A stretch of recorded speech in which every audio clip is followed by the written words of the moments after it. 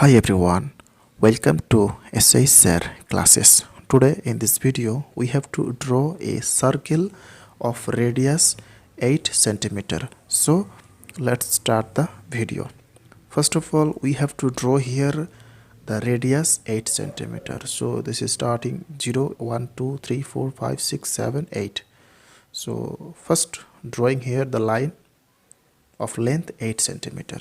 So this is 8 centimeter. Now taking here a point.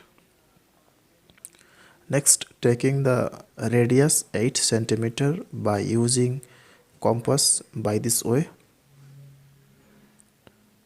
Now putting the compass on the point and drawing here a arc by this way. So we have to draw here arc by this way, and this is represent a circle, and this picture is perfect. Okay, so now joining this, and this is the radius of this circle. So first joining the radius. So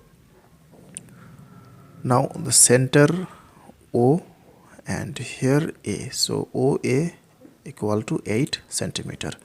So therefore radius OA, so radius OA equal to 8 centimeter.